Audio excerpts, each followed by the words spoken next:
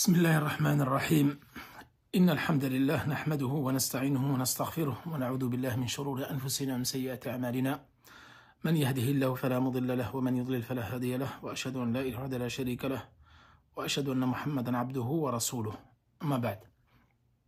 Donc aujourd'hui, comme tous les samedis soirs, nous avons cours de jurisprudence avec l'explication du livre de Cheikh Abdurrahman Sa'di, Manhaj As-Salikin. Et nous sommes aujourd'hui dans le chapitre Mufsidat wa Mubtilat as-Salat. Mufsidat ay Mubtilat wa Makruhat as-Salat, c'est-à-dire les actes qui invalident, qui annulent la prière et les actes répréhensibles, détestables dans la prière. Donc là, l'auteur, il dit Tabtulu salatu, c'est-à-dire que la prière est invalide, elle est annulée بترك ركن أو شرط وهو يقدر عليه عمدا أو سهوا أو جهلا إن لم يأتي به وبترك واجب عمدا, c'est-à-dire que la prière est invalide si vous délaissez les actes suivants. Omettre, donc délaisser ou omettre en étant en capacité, un pilier ou une condition de validité de la prière. Sciemment, par oubli ou par ignorance. Et d'omettre de façon expresse un acte obligatoire. Donc là, dans ce nouveau chapitre, on va parler de ce qui invalide la prière. Rappelez-vous, dans le chapitre précédent, donc nous avons décrit ce jeu de sahou, ce jeu de shukr et ce jeu de tilawa, c'est-à-dire la prosternation de la distraction, la prosternation de la récitation, la prosternation de la louange à Allah. Et nous avons dit, lors de l'oubli, comment cela se passe, et lors du délaissement d'un pilier, comment rattraper ce pilier. Maintenant, ce pilier-là, comme vous le savez, il y a 14 piliers dans la prière. Et si tu délaisses donc volontairement un pilier ou une condition, donc rappelez-vous, nous l'avons déjà maintes et maintes reprises évoqué, les 9 conditions de la prière qui doivent être réunies avant la salat et jusqu'à la salutation finale. Et que si tu perds une condition pendant la prière, alors ta prière n'est pas valable. Et là, en l'occurrence, si tu délaisses un pilier, alors que tu es en capacité de pouvoir faire ce pilier-là, donc ta prière est invalide.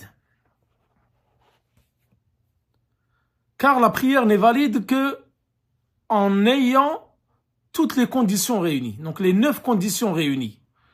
Si l'une s'annule ou tu la délaisses, donc volontairement, alors ta prière n'est pas valable.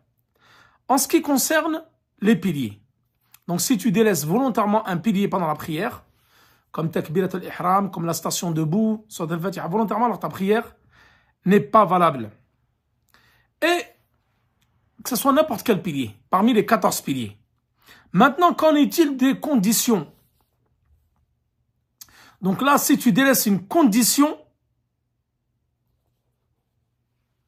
il y a des savants qui disent qu'il y a des conditions, toutes si tu les délaisses volontairement, ta prière n'est pas valable, elle est invalide.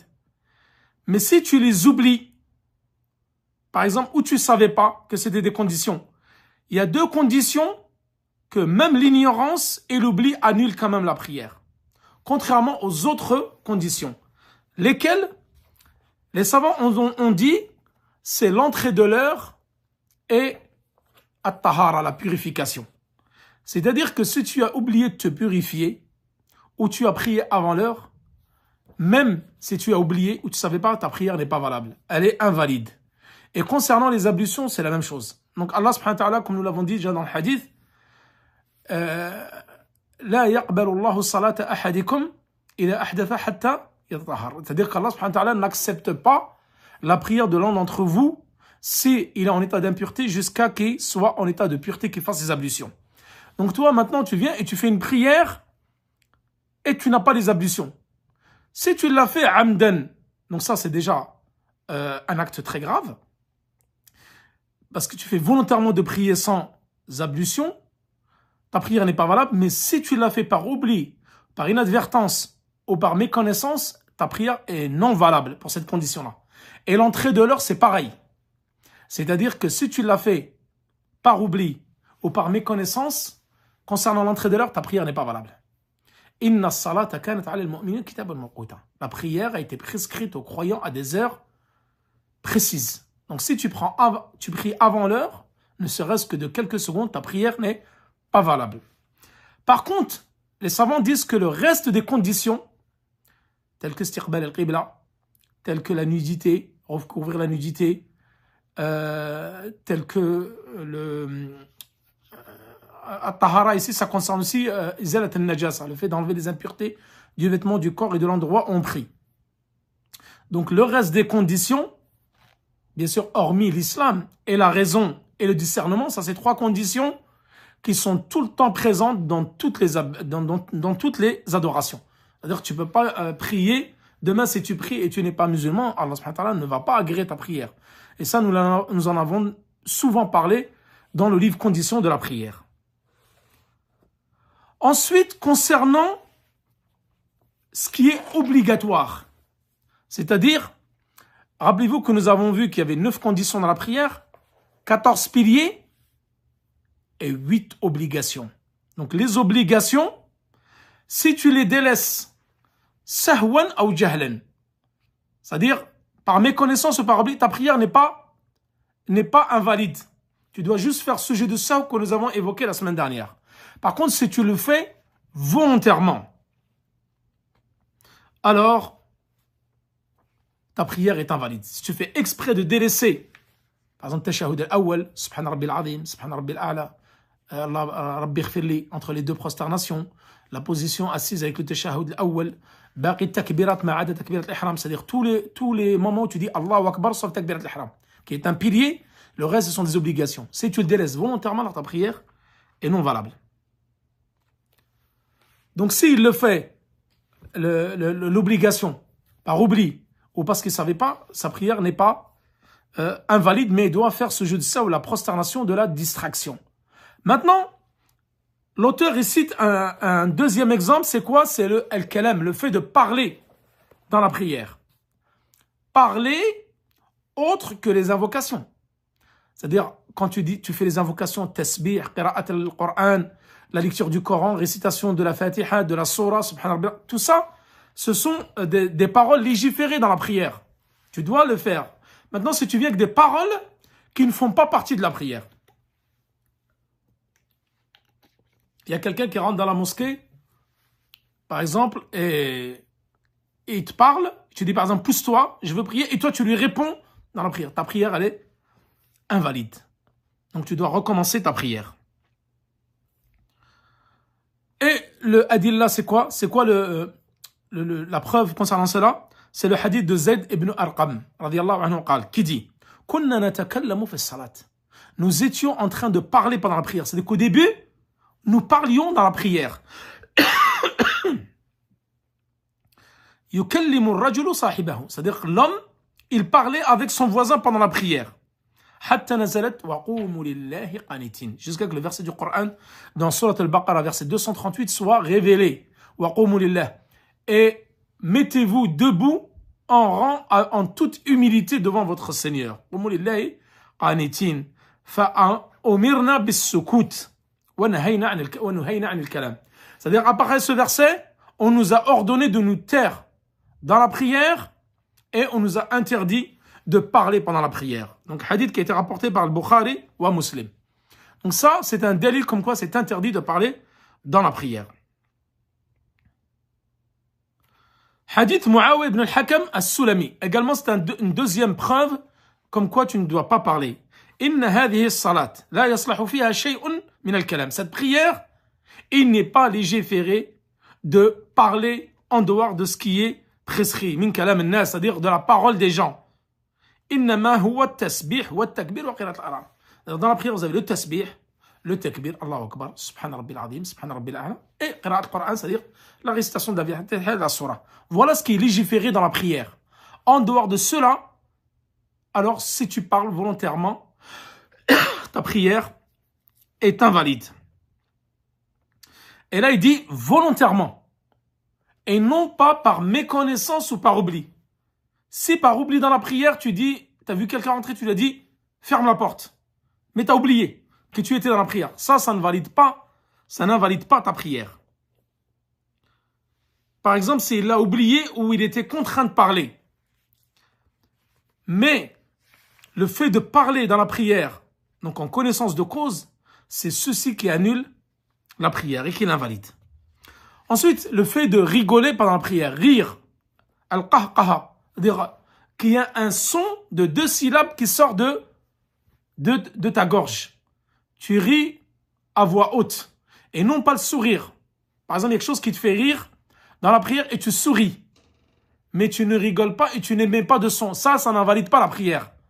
Mais si tu rigoles à gorge ouverte et en émettant des sons, là, ça invalide ta prière. Et tous les savants sont unanimes à dire que celui qui rit donc volontairement pendant la prière, ça annule sa prière. Ensuite, al-harakatul kathira urfan, le fait d'effectuer une série de mouvements considérés comme communément excessifs, sans la moindre nécessité. Donc le fait de faire beaucoup de gestes de façon excessive, urfan, donc dans les habitudes des gens, et sans nécessité. Tu es par exemple là, dans la salade, en train de jouer avec ton chimère. Comme ça, toutes les 2 minutes pendant toute la prière. Ça annule ta prière. Ça invalide ta prière. Tu n'as aucune nécessité dans la prière à faire ça. Tu n'as pas besoin.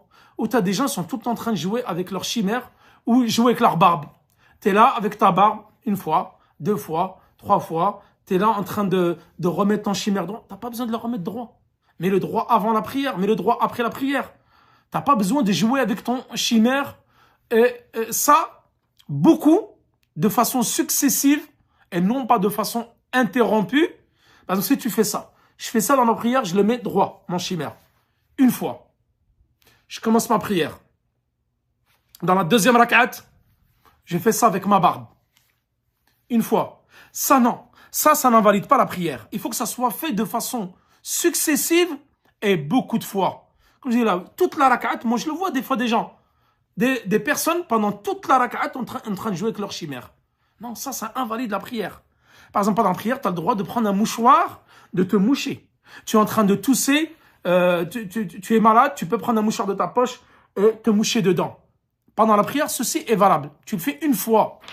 Ton téléphone sonne et dérange les gens qui prient. Tu prends ton téléphone, tu l'éteins, tu peux. Ça, ce sont des gestes de nécessité. T'as quelqu'un, par exemple, qui veut traverser, qui veut te couper la prière, tu fais un geste. Ou tu avances d'un pas et tu le pousses. Ça, c'est légiféré. Tu vois ton fils qui pleure. Tu peux faire 1 ou 2 pas. Tu le prends avec toi, tu le soulèves. Dans la prière, ça, il le faisait, le prophète sallam. Les enfants de sa fille et de son gendre, Ali ibn Abi Talib et Fatima, il prenait les enfants de Hassan et Hussein et il les portait sur lui pendant la prière. Ça, tu peux le faire, il n'y a aucun problème. Ensuite, il y a des gestes qui sont obligatoires dans la prière. Par exemple, tu pries pas en direction de la Kaaba. Et il y a quelqu'un, il vient, ça arrive, ça je l'ai déjà vu plusieurs fois. Le Masjid Nabawi, les gens, ils prient à l'inverse. Moi, je viens et je te dirige en direction de la Qibla. Ça, c'est une obligation. C'est un déplacement qui est obligatoire pour être... Rappelez-vous, lorsque dans Quba, au début de l'avènement de l'islam, ils prient en direction de Jérusalem. Quand l'ordre est venu que la Qibla, c'était en direction de la Kaaba, Mecca, ils ont fait 180 degrés. Et leur prière n'a pas été invalidée pour autant. Et leur prière, elle est valable. Donc ça, c'est par nécessité. Tu peux bouger. Quelqu'un qui va te couper la prière, tu fais 1 pas, tu bloques ça, il n'y a pas de problème. Maintenant, un geste ou un mouvement mandouba, qui est recommandée. Par exemple, tu vois, il y a quelqu'un qui prie à côté de toi et il reste 20 cm, 10 cm pour boucher les trous.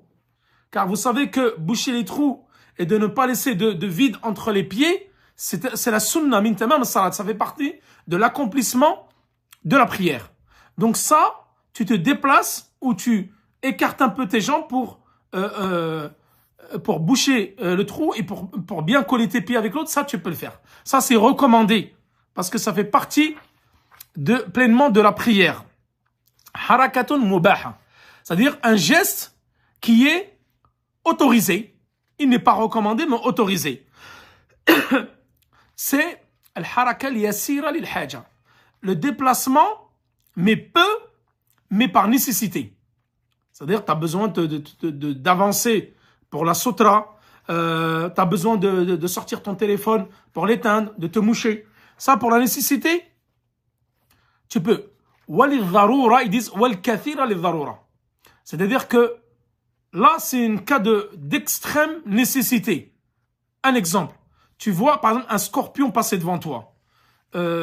Quelque chose qui peut être nocif. Là, tu peux te déplacer pour le tuer, même pendant la prière. Même si tu fais plusieurs pas, parce que ta peur, c'est en sujoud, il vient, il te pique, etc. Tu peux prendre, par exemple, si tu as un bâton à côté de toi, n'importe quoi, une pantoufle, tu la prends et tu le tues pendant la prière. Ça, c'est légiféré. Ça, c'est une extrême nécessité. Ensuite, harakatun makruha. C'est-à-dire qu'un déplacement qui est détestable. Quoi donc? C'est le fait de te déplacer, même peu, mais sans besoin, sans aucune nécessité. Tu n'avais pas besoin de te moucher, mais tu prends ton mouchoir, tu joues avec. Tu es en train de jouer avec ton chimère. Mais de façon peu, pas longtemps et successivement. Ça, c'est détestable dans la prière. Là, pendant ta prière, tu dois être concentré. Khushu'. Le khushu', la quiétude et la concentration, c'est le cœur de la prière. Lub salat. Comme ils disent les savants, c'est le cœur même de la prière, c'est le fait d'être concentré. Tu es en face de ton Seigneur. Il y a des gens, parfois, ils oublient qu'ils sont en train de prier devant leur Seigneur. Le créateur des cieux et de la terre, qui les a créés, qui subvient à leur subsistance. Ils sont là, ils sont en train de jouer avec leur camis, ils jouent avec leur chimère, ils jouent avec leur téléphone, ils jouent avec là-bas. C'est pas possible. Tu n'as aucun respect pour ton Seigneur. Donc, mettez-vous debout en toute humilité, en baissant ton regard, en regardant l'endroit où tu vas te prosterner et en restant concentré dans ta prière. D'éviter les gestes qui ne sont pas nécessaires. Et harakatul muharrama. Des gestes qui sont interdits. C'est celle que nous avons évoquée. C'est les gestes, beaucoup de gestes successifs sans la moindre nécessité. Ça, c'est interdit et ça annule ta prière. Hadith Abi Qatada al-Ansari, le hadith de Abi Qatada al-Ansari, قال أن الرسول صلى الله عليه وسلم كان يصلي. Le prophète sallallahu alayhi wa sallam, il était en train de prier. وهو حامل أمامة. Et il portait avec lui Umama bint Zaynab. Il portait Umama, la fille de Zaynab, c'est-à-dire sa propre fille. C'est-à-dire sa petite fille. Il portait la fille de sa fille, Zaynab. Wali Abil As ibn Rabi' ibn Abd al-Shams. C'est-à-dire ça, c'est le mari de Zaynab. فإذا سجد وضعها وإذا قام حملها. Lorsqu'il faisait soujoud, il la posait, et lorsqu'il se relevait, il la portait. Comme il portait également le Hassan et le Hussein, les enfants de Fatima radiyallahu anha et de Ali ibn Abi Talib radiyallahu anhuma. Donc ça, tu peux le faire. Le prophète le faisait et ça n'annulait pas sa prière. Hadith Aïcha radiyallahu anha. Kana Rasul sallallahu alayhi wa sallam yusalli wal bab alayhi mughlaq. Le prophète sallallahu priait et la porte était fermée. Faji'tu fastaftahtu. C'est-à-dire, je suis arrivé, Aïcha radiyallahu anha dit, je suis arrivé et j'ai demandé qu'on m'ouvre la porte. Famasha fafataha li thumma raja'a ila musalla. Il est venu, donc il a fait des pas à reculons, il a ouvert la porte. Ensuite, il a continué sa prière. Hadith rawahu Abu Daoud. Donc, Cheikh Al-Albani l'a jugé bon. Donc, cela montre que tu peux, en cas de nécessité, faire des pas, ouvrir une porte. Tu entends, par exemple, je sais pas, tu as laissé le feu allumé, tu n'es pas trop loin, tu peux venir l'éteindre. Ça, c'est des situations d'urgence. Tu as ton enfant qui crie, tu ouvres la porte, etc. Ça, tu peux le faire. Ensuite, bon, pour pas nous faire trop long, parce qu'après, il y a les prières surrogatoires également à évoquer. L'auteur, il parle également ensuite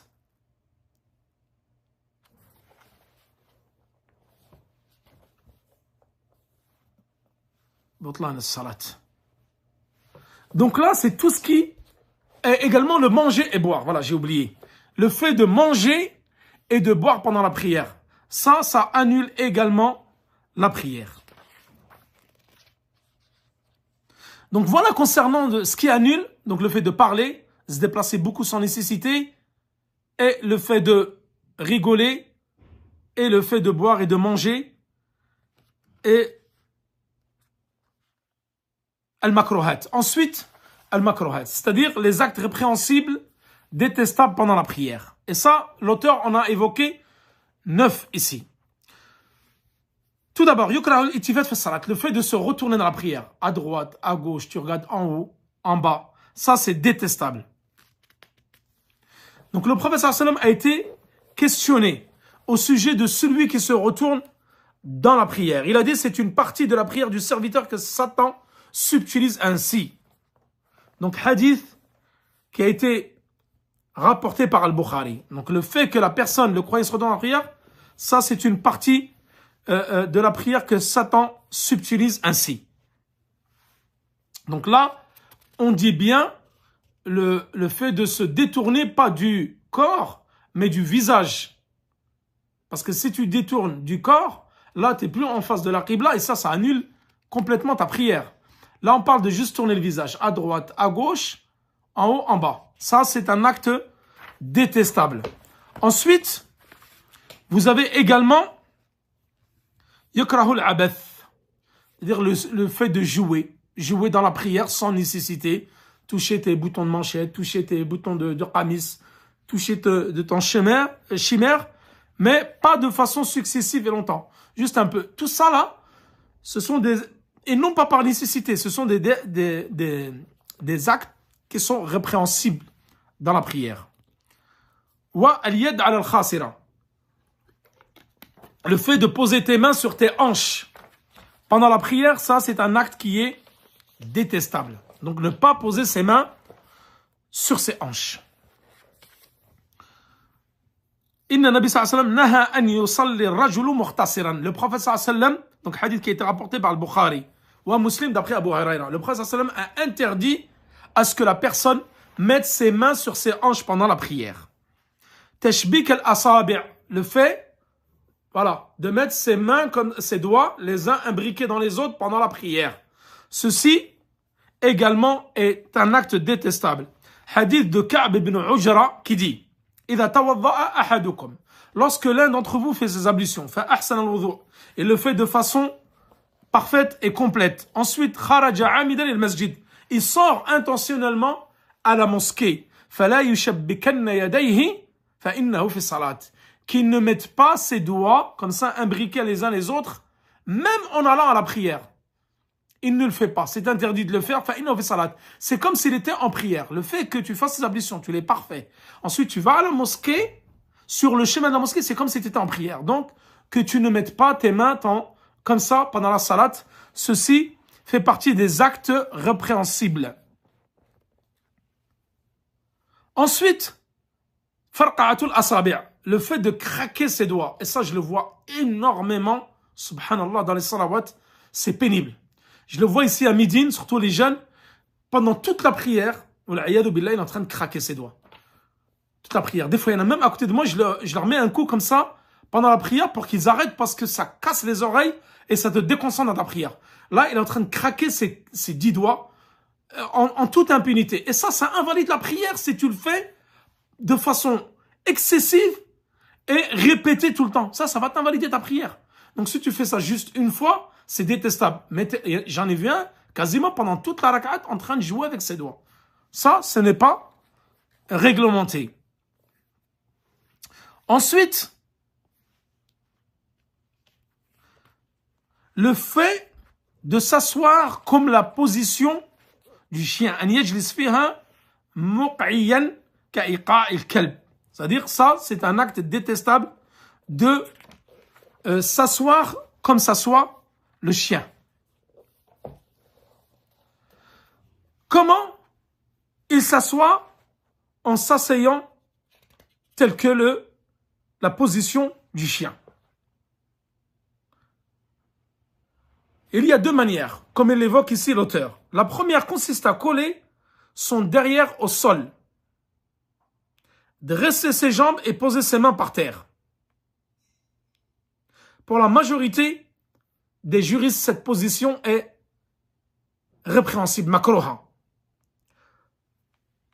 Les Malikites, par contre, eux, ils disent qu'elle est carrément interdite et elle invalide la prière. Donc la deuxième manière d'adopter cette position-là, donc la position du chien, à coller son postérieur à la partie arrière de ses jambes et à poser ses mains au sol.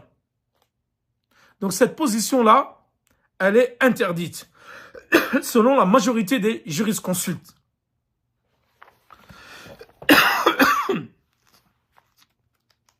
Donc le fait, même quand tu t'assois, tu mets tes pieds comme ça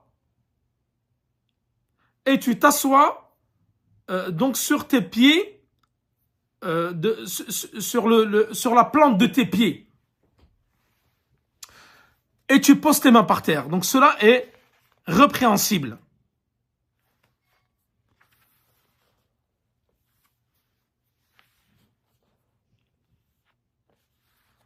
Ensuite, également parmi les choses qui sont interdites, c'est se laisser aller à la distraction. Être distrait dans sa prière. Penser à autre chose, faire autre chose et ne pas être concentré. Ça également, c'est répréhensible et c'est détestable. Également, commencer la prière tout en étant préoccupé par l'envie d'aller aux toilettes. C'est-à-dire, si tu sais que tu as besoin d'aller uriner ou d'aller faire donc tes besoins naturels, c'est-à-dire les excréments ou l'urine, et tu te retiens. Donc ça, c'est détestable. Il n'y a point de prière. Le prophète il a dit, il n'y a point de prière en présence de la nourriture, de même qu'il n'y a point de prière quand on lutte contre l'envie de faire ses besoins. Hadith reconnu, authentique, unanimement. C'est-à-dire qu'il ne rentre pas alors qu'il a très faim et il pense à la nourriture, ça c'est un acte détestable, sinon il a envie d'uriner ou de faire ses besoins et il rentre comme ça dans la prière. Non. Tu dois aller faire tes besoins, même si tu viens en retard à la prière, c'est pas grave. Le plus important, c'est de faire tes besoins, parce que tu vas pas être concentré dans ta prière. Et également, si la nourriture est présente sur la table et tu entends l'appel à la prière, ou l'iqama, tu dois commencer par manger. Tu dois commencer par manger, pas jusqu'à finir le plat et aller la louper la prière, non. Certains n'ont pas compris le sens de ce hadith. Ils ont cru que quand le plat était posé, nous allons manger jusqu'à être rassasiés, ensuite on loupe la prière. Non. La sunna, c'est de commencer à manger, de façon à être caler sa faim, et ensuite tu vas prier. Et quand tu reviens, tu peux finir ton plat. De faire en sorte que de ne pas louper la prière. La salata bi hadrati ta'am. C'est-à-dire pas de prière pendant la présence du repas. Donc si le repas, il est prêt, idha hadra al-asha, donc lorsque le repas du soir est prêt, fabda'u bihi qabla an tusallu al-maghrib. Commencez par manger avant que vous fassiez la prière de Maghrib. Également, le prophète sallam a interdit que la personne comme la position du lion, c'est le fait de poser tes coudes dans la prière. Quand tu te mets en état de prosternation, tes coudes touchent le sol. Ça, c'est interdit. Le prophète a également, que l'un d'entre vous ne laisse pas ses coudes traîner par terre comme le fait le chien. Donc voilà tout ce qui est interdit et ce qui invalide la prière et ce qui est interdit dans cette prière. Maintenant, nous allons attaquer les prières surrogatoires. Bon, c'est un chapitre un peu long, je pourrais peut-être pas le finir avec, bien sûr, les 3 temps et de façon détaillée les 5 temps où il est interdit de prier les prières surrogatoires. Si j'ai le temps, donc je le ferai. Sinon, on attendra la semaine prochaine, Inch'Allah, avec le nouveau chapitre sur Salat al-Jama'a et l'imama. C'est la prière en groupe, qui est un chapitre très très important. Donc là, il a dit wa akiduha, c'est-à-dire la prière surrogatoire qui est recommandée et la plus fortement recommandée. Il a commencé par Salat al-Kusuf, la prière de l'éclipse. C'est l'une des prières les plus recommandées.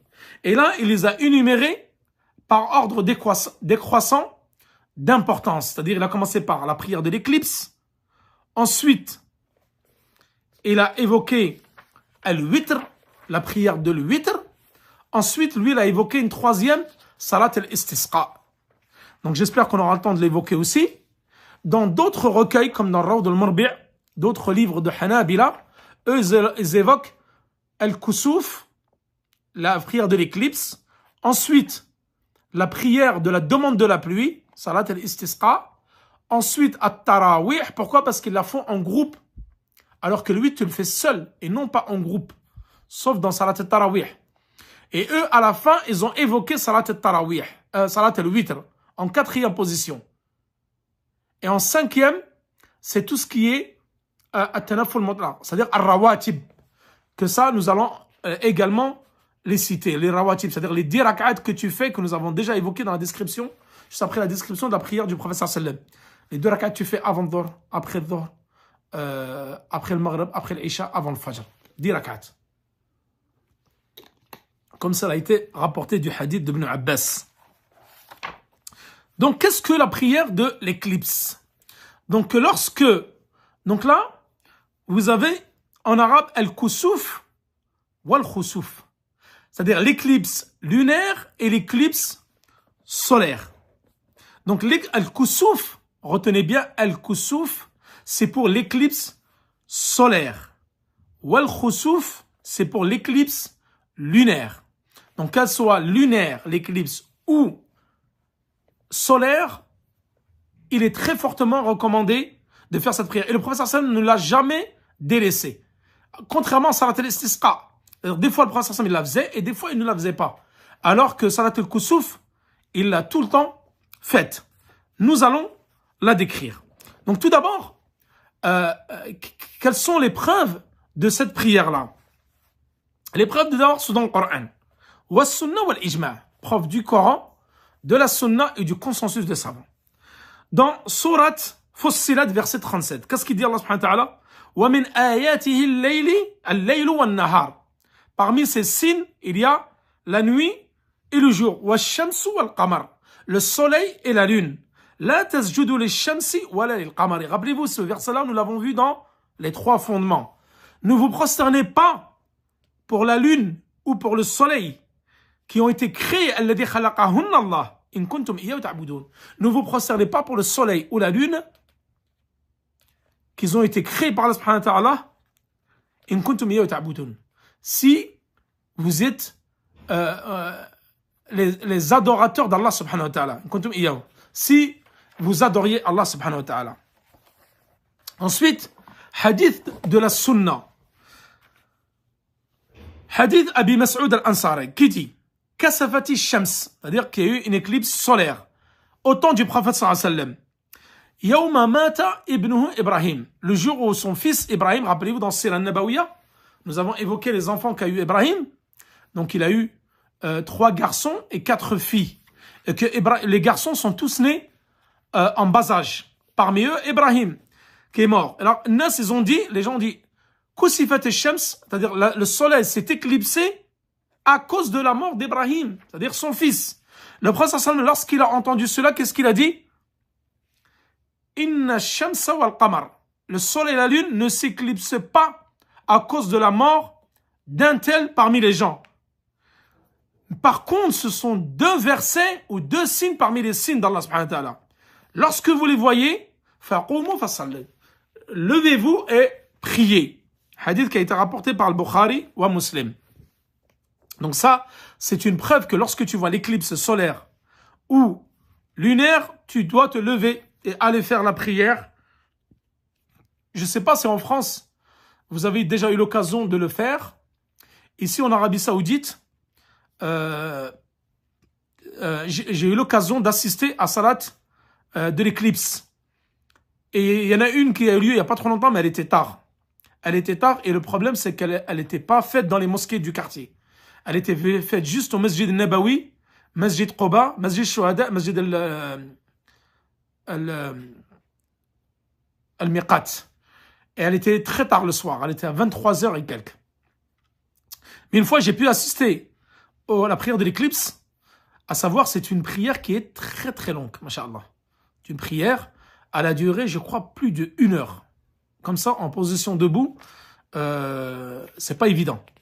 Donc là, et je vais vous la décrire comment elle a été faite, la prière de l'éclipse, qu'elle soit lunaire ou solaire. Donc Aïcha, comme il a cité l'auteur ici, hadith Aïcha. Donc elle a évoqué comment le prophète sallallahu alayhi wa sallam a fait cette salat. Jahara fi salat, c'est-à-dire qu'il a récité à voix haute. Al-kusuf bi qira'a. Fasalla 4 rak'at. 4 rak'at fi rak'atayn. Donc il a fait 4 ruku' dans 2 unités de prière. Wa 4 sajadat. 4 prosternations. Donc nous allons voir la description de 2 unités de prière. Muttafaqun alayh. Donc c'est un hadith qui a été rapporté par le Bukhari wa Muslim. Comment faire salat al-kusuf? Tu te mets en position debout comme pour n'importe quelle prière. Allahu Akbar, takbirat al-ihram. Et là, tu récites surat al-Fatiha. Donc là, si tu l'as fait derrière l'imam, il récite surat al-Fatiha. Et il va réciter une très longue surat. Dans surat al-Kusuf, il a lu surat al-Baqarah. Donc tu lis généralement une surat qui est très très longue. Ensuite, tu t'inclines à ruku'. Un ruku' qui est très long. Ça peut durer presque 10 minutes, voire plus. Très long. Ensuite, tu te remets de ton ruku' et tu vas réciter une deuxième fois le Fatiha avec une sourate un peu plus courte, mais qui est très longue aussi, mais un peu plus courte que la première fois. Et là, lorsque tu as fini, tu refais un deuxième ruku'. Très long, mais moins long que le premier. Tu te relèves et là, tu vas te prosterner. Donc, tu as récité le Fatiha 2 fois, 2 sourates et tu as fait 2 ruku'. Et tu vas te prosterner, tu fais 2 prosternations. Tu as fini, tu te relèves pour une deuxième unité de prière. Donc, la deuxième raka'a. Et là, pareil, tu as récité une Fatiha, une surah qui est assez longue, mais moins longue que les 2 premières. Et tu vas faire un ruku'. Une inclinaison. L'inclinaison moins longue que le premier et le deuxième. Tu te relèves. Tu relis encore une sourate avec le Fatiha, une 4e fois. Moins longue la sourate que la première, deuxième et troisième. Et tu fais une 4e inclinaison. Moins longue que les 3 premières. Tu te relèves et là tu fais 2 sajda, 2 prosternations. Tashahhud wa tusallim. Donc là il n'y a pas d'adhan, pas d'iqama, rien. Là, donc, la description, tu fais 4 ruku' en tout, 4 fois tu récites le Fatiha kin surah, et 4 sajda, 4 prosternations dans 2 unités de prière. Voilà la description complète. Et les savants sont unanimes à dire que la deuxième unité de prière doit être plus courte. Tous les recours de la fin doivent être plus courts, les récitations doivent être plus courtes que la première unité de prière. Donc ça, toute la description que je vous l'ai faite, elle est dans le hadith Ibn Abbas, qui dit: le soleil s'est éclipsé au temps du prophète sallam. Fasalla, donc il a prié. Faqama, donc position debout très longue. Tawilan, presque l'équivalent d'une récitation de surat al-Baqarah. Ensuite, inclinaison très longue. Ensuite, il s'est remis debout de façon très longue. Donc surat et Fatiha, mais un peu moins que le premier. Ensuite, un ruku' très long, mais moins long que le premier. Ensuite, il s'est prosterné 2 fois et il s'est relevé pour la deuxième rak'at. Et il a refait la même chose avec à chaque fois moins long. Donc, hadith qui a été rapporté par le Bukhari ou Muslim. Donc, la description, elle est faite dans le hadith d'Ibn Abbas. Voilà concernant Salat al-Kusuf. Donc, la description, ou al-Khusuf. Donc là, je ne sais pas si on aura le temps pour Salat al-Istisqa, mais nous allons au moins faire Salat al-Witr. Et après, nous répondrons à quelques questions. Nico, je sais que tu es parmi nous. Si tu as des questions, ou les auditeurs ont des questions, tu me les envoies par écrit. Inch'Allah, je vais y répondre. Même si des gens ils ont des questions pendant le cours, je répondrai directement après le cours. Salat al-Witr. Donc là, maintenant, nous allons évoquer la deuxième prière en termes d'importance qui est fortement recommandée. Les Hanabila, soit ils évoquent al-Istisqa, comme dans Rawd al-Marbi' ou Z, al-Mustaqbal, ils disent l'Istisqa, il est tout de suite après la demande de la pluie, la prière de la demande de la pluie, elle est tout de suite derrière la prière de l'éclipse. Lui, Cheikh Saadi en l'occurrence, il l'a évoqué en troisième position. Pour lui, c'est l'éclipse la plus importante, car le prophète sallam, il l'a jamais délaissé. Lorsqu'elle est arrivée, il l'a faite. Le witr, il l'a jamais délaissé, le prophète sallam, ni en étant résident, ni en étant en voyage. Ensuite, juste après, al-istisqa, la demande de la pluie. Mais il y en a certains qui disent aussi avant le witr, donc je vous donne l'ordre. L'éclipse, la plus importante parmi les prières surrogatoires. Ensuite, la demande de la pluie, prière de la demande de la pluie. Ensuite, at-tarawih. Ensuite, al-witr. Dans Z, les Hanabila, ils évoquent cela. Et si Cheikh Saadi, dans Minhaj Shalikin, il évoque l'éclipse, al-witr et la prière de la demande de la pluie. Donc, il n'évoque pas les tarawih. En tout cas, elles sont toutes importantes et fortement recommandées. Le witr, sunna mu'akkada, c'est une sunna qui est très fortement recommandée. Le prophète sallam ne l'a jamais délaissé, ni en étant résident, ni en étant en voyage. Wa hatha an-nas, il a recommandé, il a incité les gens à la faire. Et c'est quoi le minimum du witr? C'est une seule unité de prière. Rak'atun wahida. Wa aktharuhu, c'est quoi le plus? C'est 11 unités de prière. 11. Rak'at, t'en fait 10, plus une seule. Et son temps, c'est quand?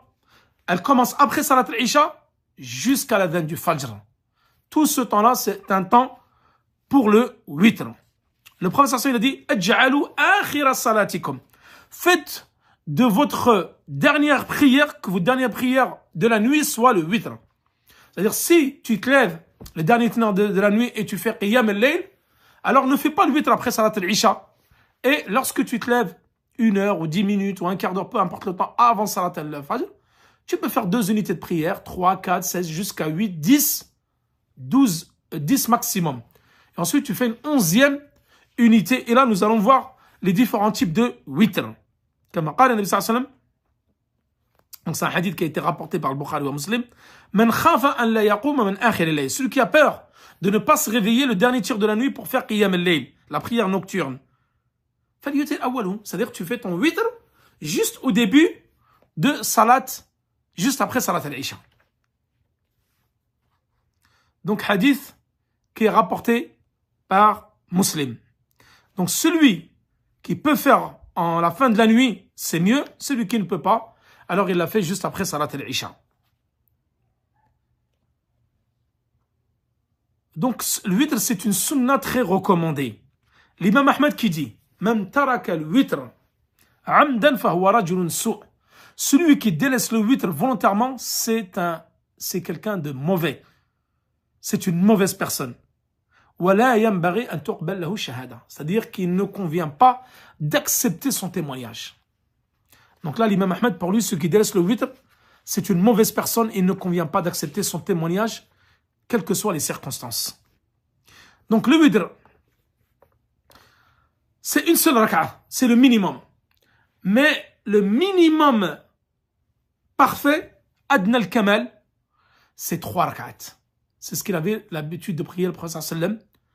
3, c'est le minimum. Sinon, il faisait qiyam al-layl. Le prophète sallam, il faisait 11 rak'at. Donc, tu fais 2 unités de prière, un teslim, ensuite, tu te lèves et tu fais encore une autre unité de prière et tu en as fait 3. Et tu as le droit de faire les 3. Donc, al-Hanabila, les savants, ils évoquent soit bil-fasl ou al-wasl. Al-wasl, c'est quoi? C'est que tu en fais 3, l'une à la suite de l'autre, d'affilée, avec un seul teslim et un seul tashahhud. Donc tu fais pas comme le maghrib, faut pas que le witr ressemble au maghrib. C'est-à-dire après la deuxième unité tu fais un tashahhud et tu te lèves. Non. Tu fais une raka'a, 2 et 3 avec un seul tashahhud à la fin et un seul teslim. Ça c'est valable.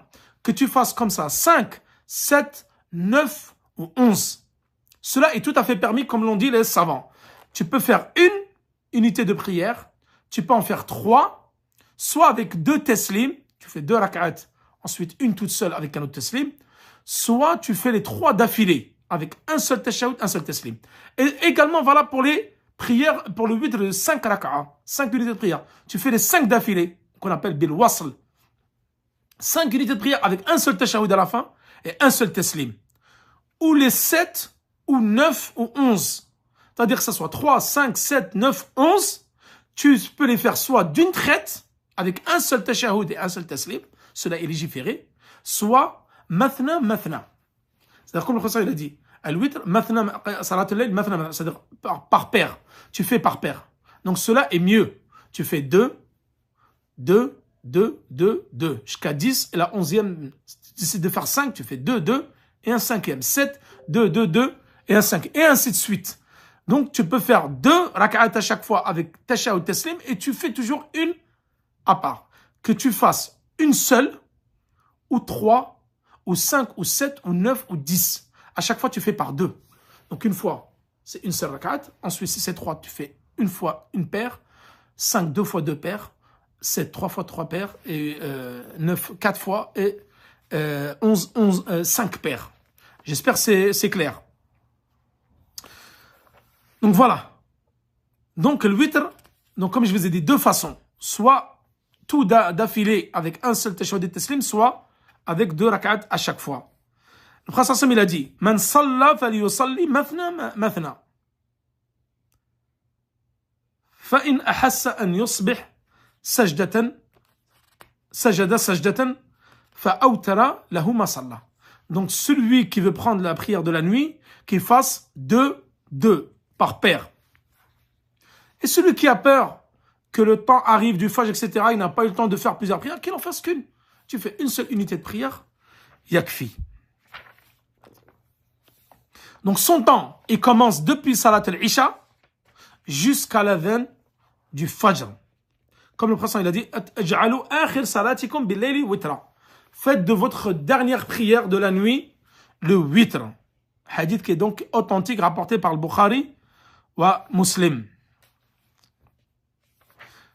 Donc voilà, concernant le Salat al-Witr. Donc je ne sais pas si ça fait peut-être un peu tard pour vous.